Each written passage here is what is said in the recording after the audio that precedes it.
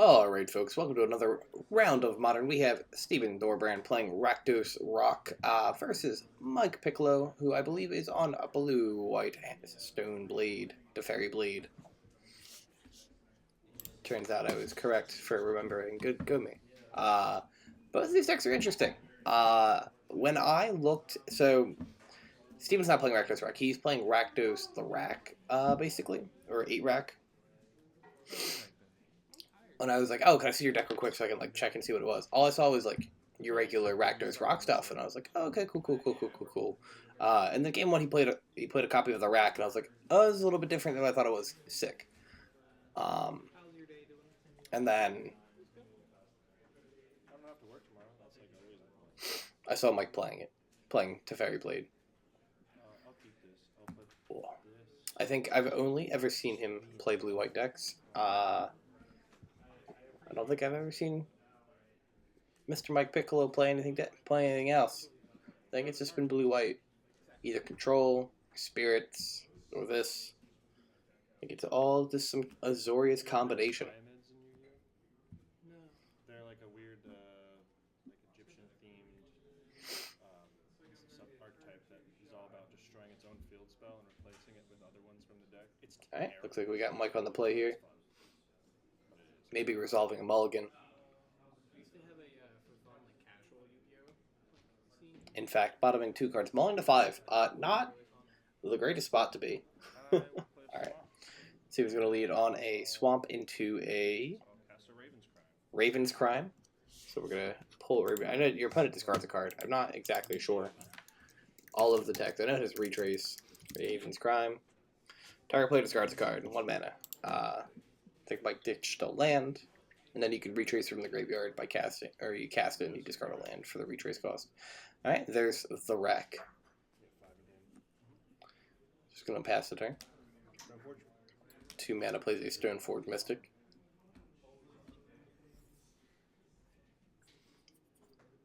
Now, if you're not familiar with what the Rack does, it targets a player when it comes into play. It might actually just say target opponent, but if opponent has fewer than 3 cards in hand during their turn, the Rack does during their upkeep, the Rack does 1 damage to the opponent for each card fewer than 3. So, if you have 0 cards in hand, you take 3 damage. If you have 2 cards in hand, you take 1 damage. So on and so forth. Alright, I'm going to cast a Torok here. Missed the Fatal Push on the Stoneforge Mystic there, but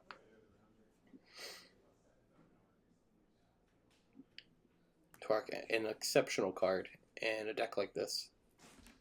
Honestly, just an exceptional card in general. I really like that card. I was joking around for a while pre-MH2, and I was like, let's print him to Torok in Modern. And while I don't think we should actually print him to Torok in Modern, I'm quite happy that we got Torok himself. It's a nifty card.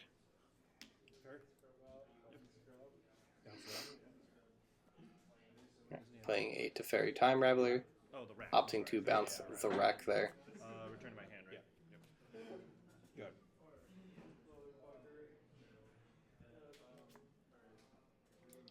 It's always interesting watching strategies like the Rack because they're so weird, right? It's a cool deck. I love the concept of the deck, but like you're keeping your opponent's hand low. Your hand's also kind of low, but like doing what you can to punish your opponent from wanting to play the game. Right, cast a Liliana of the Veil. That 3 mana planeswalker. Each player is going to discard a card. You see Fatal Push getting discarded. We unfortunately cannot see what Mike discarded. But because Mike discarded a card, Torok gets a +1/+1 counter on it, and I imagine Teferi is going to be dying here. I'll hit Teferi. Yep.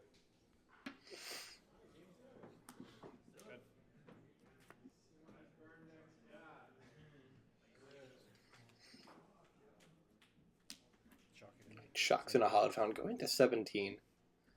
Tapping 4 for a Supreme Verdict. We'll get around Torok's protection from white, as board wipes just hit all creatures. Right, tapping 1 for the Rack. Upticking that Liliana, discarding another copy of Fatal Push. No Stoneforge Mystic was kidding the stick, stick for Mike. Jesus. Alright. Drawing. If he has land, hero, Dominaria, that... Oh, I see hero. Does he have the land? Oh, that's a shame. Alright, he was going to play a Relic Progenitus. Going to force Mike to discard a card. Discarding that, that's a fairy. What did he keep? It's the card he searched off of Stoneforge Mystic. I imagine it's Batterskull. Alright, dashing a Ragavan here. Going to uptick the Liliana, and Mike's just going to scoop up and head on over to game 2 with Rakdos Rak, aka Rakdos, taking game 1. Bad puns are bad, ladies and gentlemen. Alright, there's a swamp into a Raven's Crime. I think Mike opted to go second here. Say Flooded Strand, saying go. Typically against the Rack, you want to go second. That way you draw one extra card. Now, the red-black variant, I'm not too sure. Since Steven could just, like, go hella tempo with, like, Ragavan and then Kroxa. Well, tempo. But start, like, proactively doing things besides just you get rid of a card. Now, Steven is retracing that Raven's Crime, discarding that Urborg, Tomb of Yawgmoth. Forcing Mike to discard another card. He also has Urza Saga, which is pretty sick, because it just gets the rack from the deck, but you can also just power out constructs as, like, creatures that you don't need to have cards in hand for.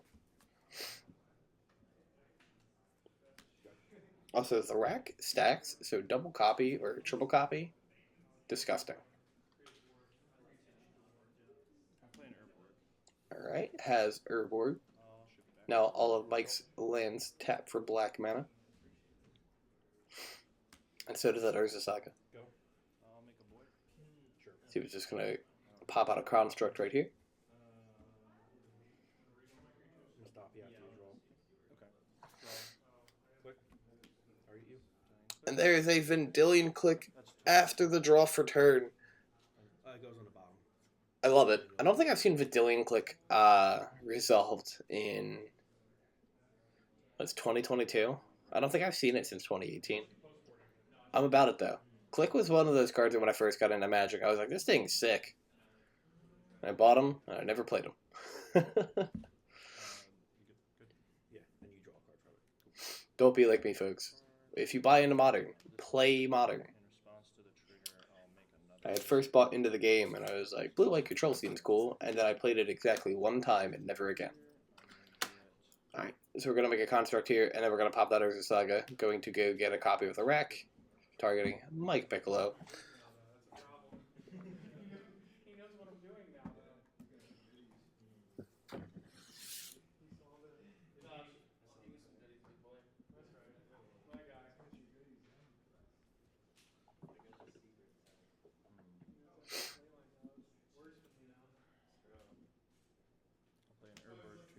Play another copy of Urborg. He's drawn 3 Urborgs this game. Fatal Push to click because of the Revolt trigger due to the Urborg leaving the battlefield. And the Urza Saga. Sorry, I know it's hard with the tokens. And just attacks in with the first construct. It is yeah, I was gonna say it's a 3/3. That sleeve off to the side is another construct.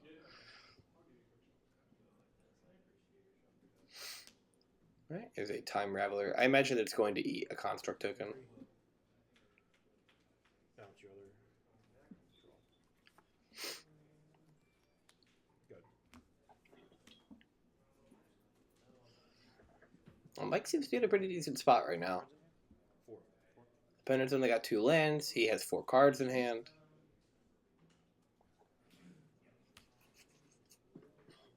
The dream is if he can stick the 5 mana to Fairy.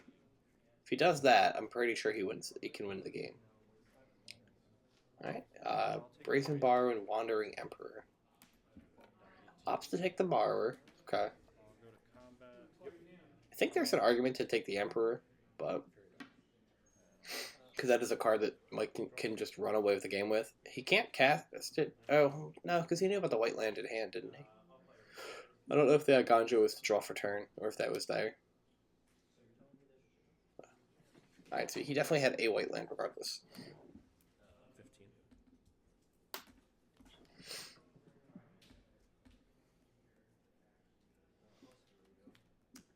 Alright, fetches out a basic plains.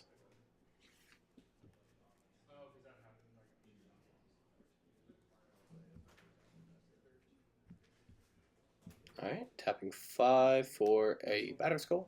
Going to Living Weapon into a Germ token into play.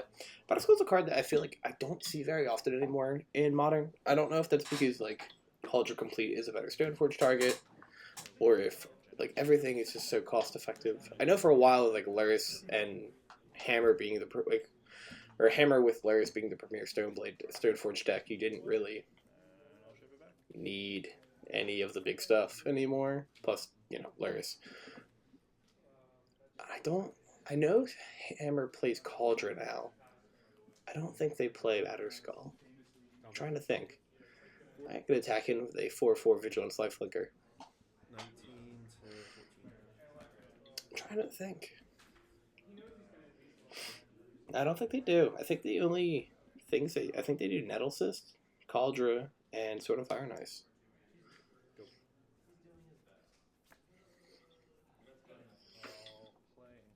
Alright, Steven's going to fetch here with a Bloodstained Mire. I will say, on my last note about Hammer, because Hammer's not really relevant to the conversation right now, but the new version they're playing, the like Chip Hammer, or yeah, I guess Chip Hammer is like what you could call it.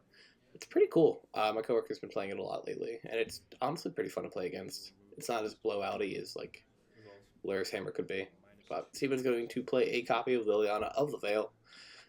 Wonder if we're going to use the 3-mana Sudden Edict effect. Looks like that is the plan. Mike is going to tap a blue and a white here. He still has that Brazen... No, he has a Wandering Emperor, I believe. Yeah, he has the Wandering Emperor. Because the Brazen Borrower was discarded. I wonder what the 2-mana is. Did he pick up a Brazen Borrower? I still see the Emperor. He did. Alright, he's going to Brazen Borrower or Petty Theft of the Construct token, and then he's going to cast the Borrower from the Adventure Zone. And just sack it to the Liliana. It's a pretty cool play. It's 5 mana. But honestly, it's pretty sick. You get to keep your Germ token.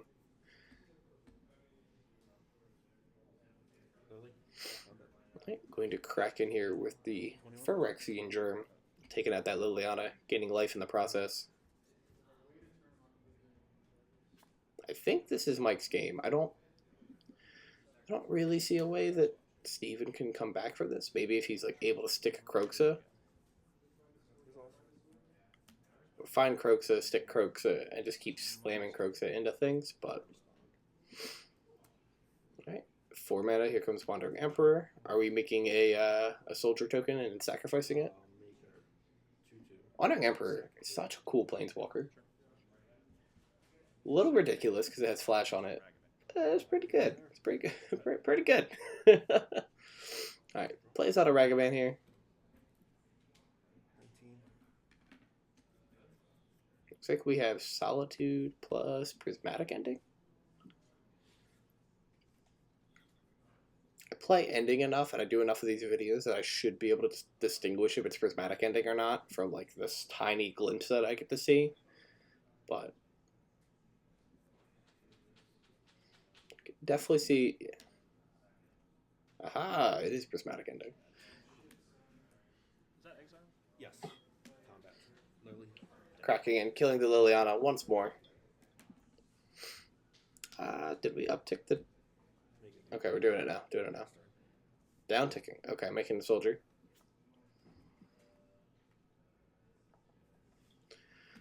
We are fetching the samurai token. There's a murderous rider. Don't know the name of the spell half of the effect. I think you just kill a planeswalker, lose 2 life. Swift End, is that it? Am I thinking of something else? I think I'm thinking words. I think I am thinking of something else. Welcome to a random modern where the commentator has a mental break and forgets how to speak.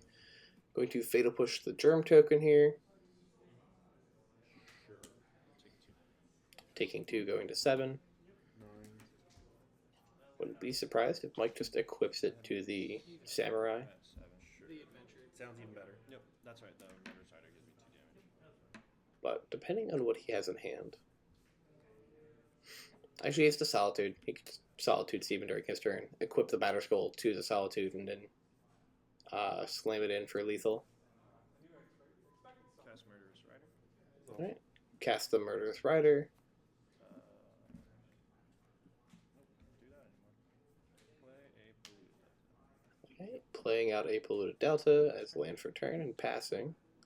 I think that's here comes the Solitude. Yep, Solitude going to exile Murderous Rider. You gain 2? Steven's going to go to, I believe, 10. I think it's a 3 some. It has 3 power. You take 2. 2. Oh, 2 power. Okay. And 4 mana, or 5 mana, equip the Batter Skull. Oh, yeah, And that is going to be lethal. Mike is going to take game 2 with Blue-White Teferi Blade, and we will be right back with game 3, folks. Alright, folks, we are back with game 3. We've got Steven on the play, I believe. I think resolving a mulligan here. We're just kind of thinking out of turn 1. Man, I want all these cards. I guess I'll take these 2 cards. Looks like we are resolving a mulligan. Going down to 5. Alright, ready? Not the place I think we really want to be, but it's okay. Bloodstained Mire, fetching here, grabbing a Blood Crypt, and playing on a Ragavan. Good tempo play. I think it's the first... So, Ragavan came out game 1, but Mike scooped up to it being there. So we're actually going to get to see if it lets Steven do some pretty sweet things.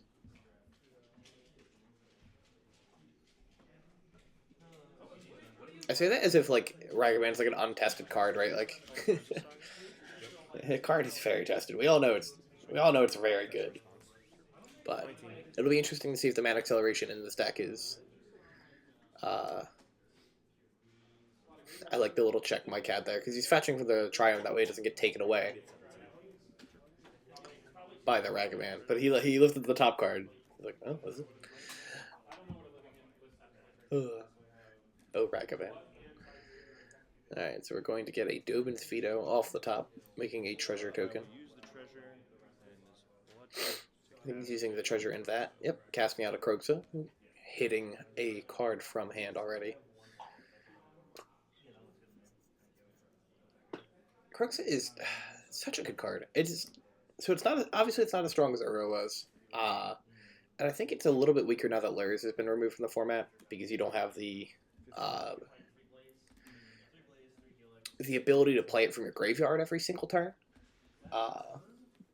or to do like the double Kroxa turns that it used to be able to do, where you'd be like, all right, cool, play Kroxa, buy back or replay Kroxa with Lurs effect.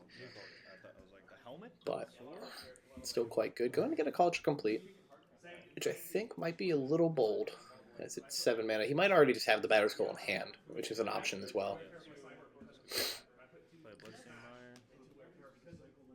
Does Steven have the removal spell for the Stoneforge Mystic? Just gonna get a swamp. The other question is just, does Mike even block with the Stoneforge? I think he might leave it go. It's such a hard conversation, because like if Mike can land the Cauldron Complete, he might just be able to run away with the game. I don't think there's anything in Steven's deck that can deal with it. But it does not matter. We have the Fatal Push. Go to combat. Yep. Attacks for 2. Gets a Solitude.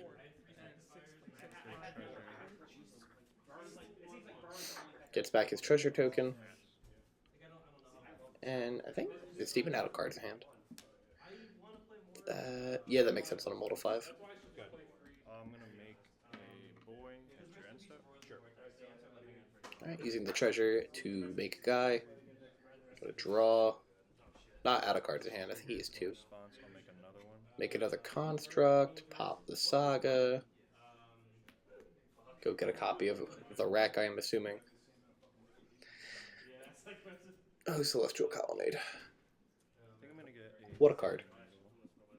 Except it's just like not good anymore, I feel like. I'm gonna name There's a pithing needle. to fairy time rabbit. What are we naming with needle? Stoneforge Mystic? I don't remember. Could be Stoneforge, could be Time Raveler, could be Hero, could be Colonnade, right? It's the activated ability.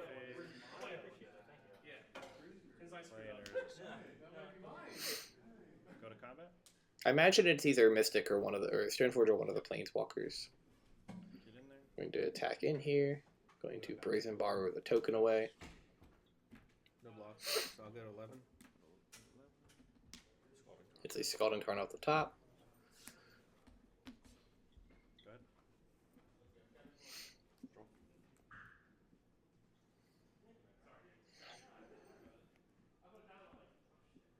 Go ahead.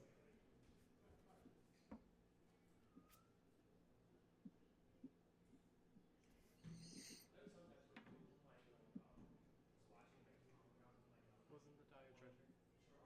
Oh, you're right. Thank you. Need to get all these tokens together so I know what I'm doing. Saga's gone at 2. We have 2 constructs. Construct's a 2/2. Play your work for turn. Sure. I'll swing in for Just attack in for 4. 3, 4, 5. I'll try to take your Going to Archmage's Charm. to steal my Ragavan. Assuming we're taking the Ragavan. Yeah, I can't do anything this time. Yep. It's all yours. No blocks, take 3. Take 3. Before damage, Yes. I'll make a guy. So you take. He's going to pump out another construct. There you go. Because I had the. It'll be 3 damage. Got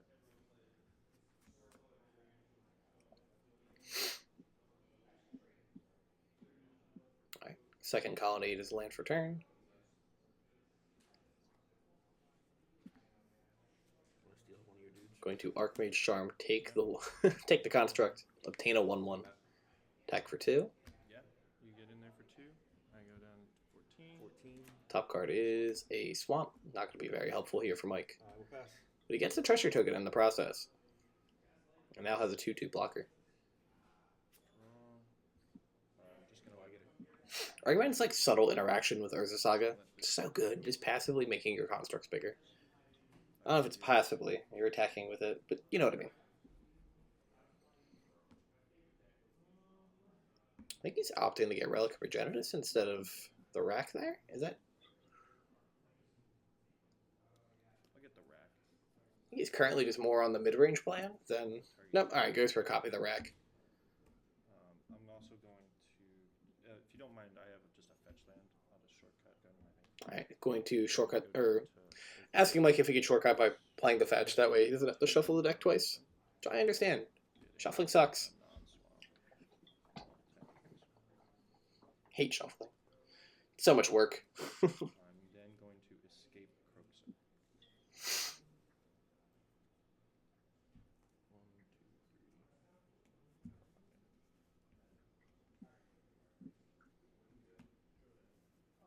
3. Alright, I'm going to escape Croxa here. Exiling 5 cards from the yard. Mike's going to discard a card. I will then move. And to Steven combat. has a 6/6. I will swing 1, 2, 3, 4. Swing with a 4, 4. Chomp. Attacks in. Chomp block with the construct. And go ahead. Supreme Verdict would be sweet here. He has to deal with the Croxa. But I feel like there's enough way. Like, Prismatic Ending here is just enough to deal with the Croxa. Marches as well, but March kind of would feel rough. You either need to commit a white card in hand or 3 mana to get rid of it. Right? Yeah, because it's whatever X equals. Yeah, there's a Supreme Verdict. Just kind of pop on the board. Good. Don't think that gives Steven enough cards to reanimate the Croxa again. But here comes a Liliana of the Veil. I will then play a Fluted Delta. Already prepared to discard a card. Alright. And Rack. 6. Mike's going to take 1 damage from the rack. Plays Otawara's land for turn. Still have the treasure. Could animate the colonnade to attack the Lily. Activate colonnade. Yep. Goes and kills the Planeswalker. Go ahead. I think at this point, Steven can reanimate the... I think if he fetches, he can reanimate the... whatchamacallit? Thoughtseize. Taking the Batterskull. 9. And then I feel like you just fetch and then replay Kroxa. Pass turn. Take 2. Maybe he's out of sources in his deck. Maybe he's out of swamps. These 2 Blood Crypts. 1 swamp got exiled. I imagine he's playing more than 2 swamps.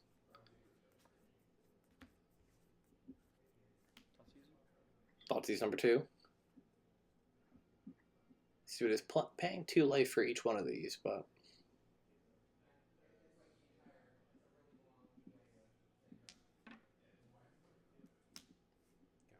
it's going to opt to counterspell it instead. Flashes in Brazen Borrower. If he hits land, that's 7 points of damage. It's so close. There's 3.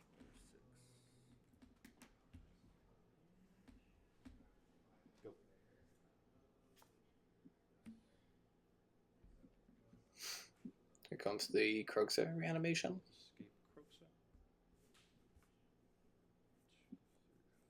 5. I think we just overtap for it. Good game, Jack. Alright, Mike is going to scoop it up. So close. Oh, yeah, he doesn't have to fetch. He has an Urborg in play. He can just tap the Pluto Delta. Anyways, folks, Steven's going to take a 2-1 with Rakdos Thorak against Mike Piccolo's Blue White Fairy Blade. Thanks for watching, and have a great rest of your day.